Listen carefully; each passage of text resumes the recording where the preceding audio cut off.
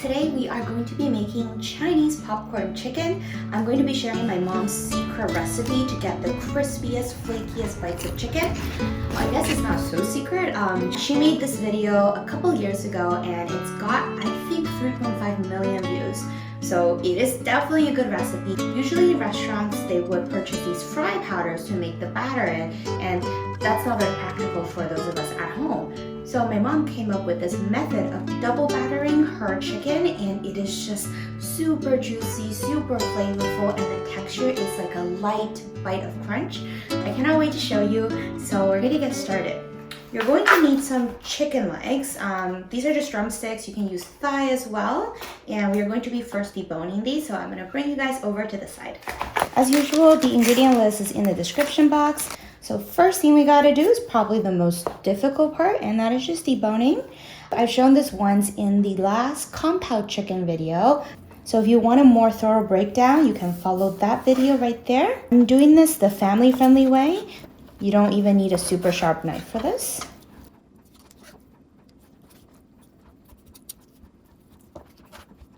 Alright, so all of our meat pieces are here. As usual, you don't want to be wasting the bone. I would just save this on the side and you can make a broth with it.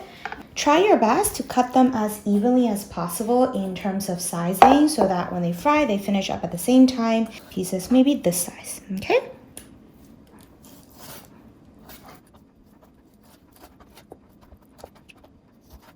And you do want to keep the skin on for a little bit of extra fattiness. I am very excited to eat this later. I haven't had this in years, I think.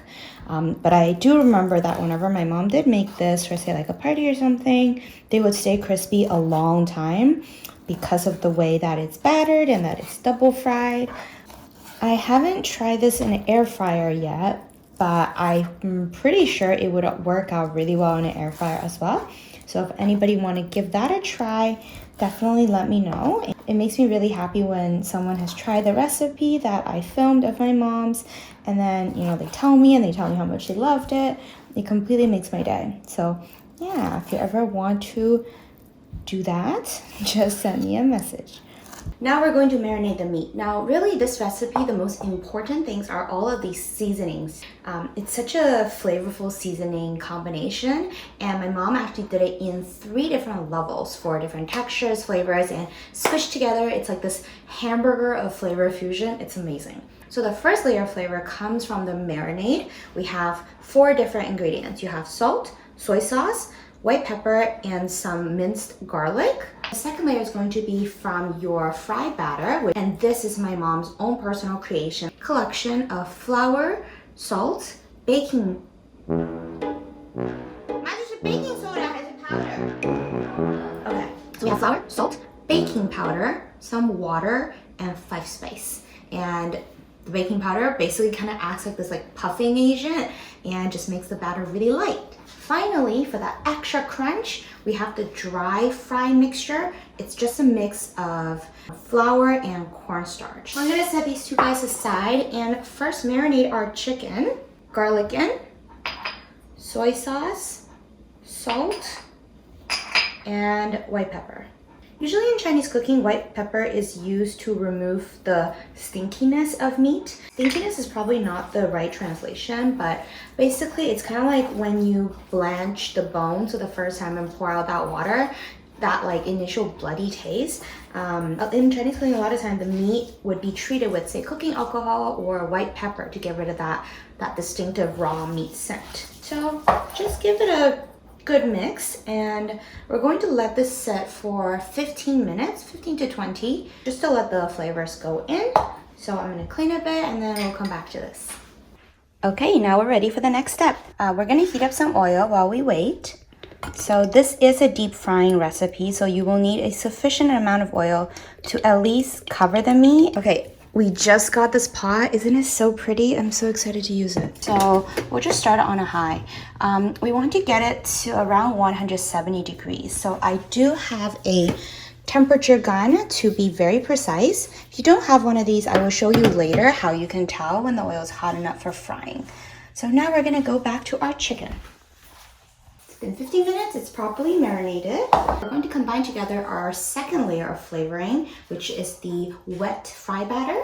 Get yourself a bowl, Adding the water, the flour, baking powder, salt, 5 spice. I'm going to just give it a stir until you get kind of, you know, like a smooth pancake batter sort of consistency. Okay, so you might need to adjust this slightly depending on the flour you're using, but this is the final consistency you're looking for. So really, really thick. Basically, you want a consistency that's thin enough to coat the batter, but also thick enough that it doesn't just like run off. And you're going to give it a mix so that it coats every piece, just like that.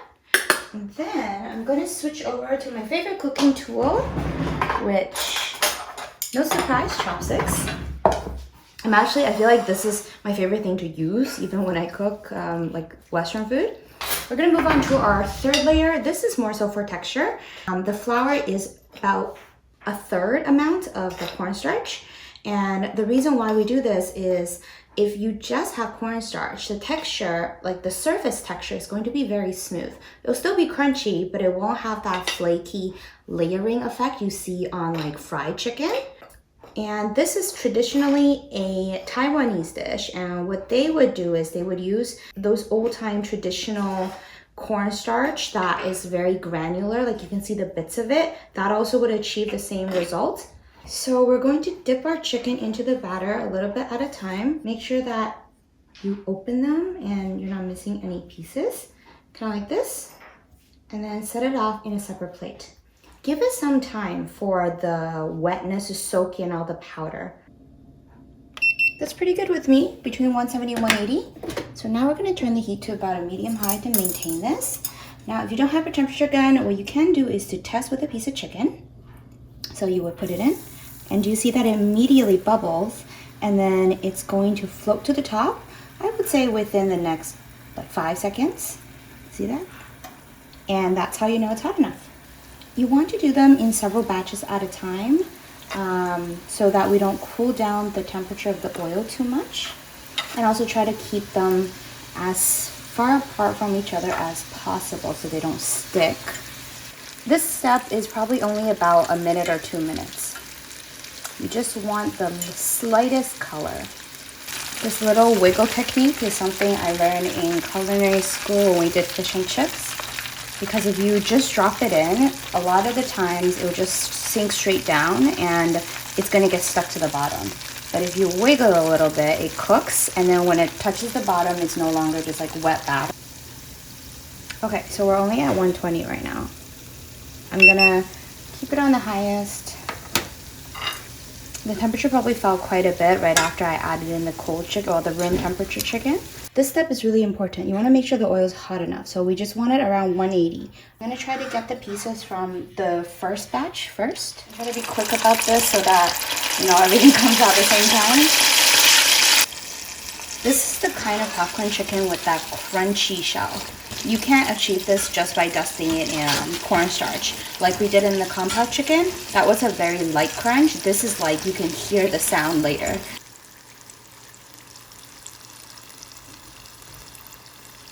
They are going to finish cooking a little bit more once they come out.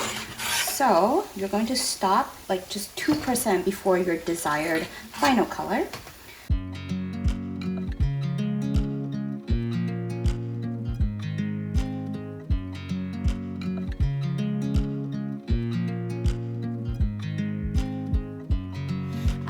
This is so crunchy. Do you know I'm looking? I can't help but smile. We just built this patio. Actually, they're in the process of building the chairs for it, but we're gonna have our first snack out here. I forgot the seasoning. At the very end, you're going to sprinkle on a mixture of salt, 5 spice, as well as white pepper.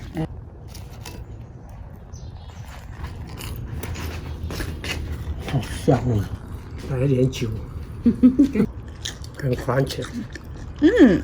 juicy. I'm gonna actually show you something I learned in culinary school of what we do when we make fried things.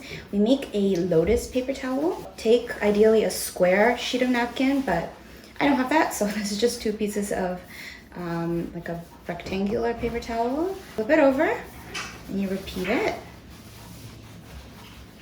again, And then I think you pull apart the bottom piece, kind of like a petal. And see, you get kind of like a flower looking thing. Put it in your bowl, just like that. And something like this.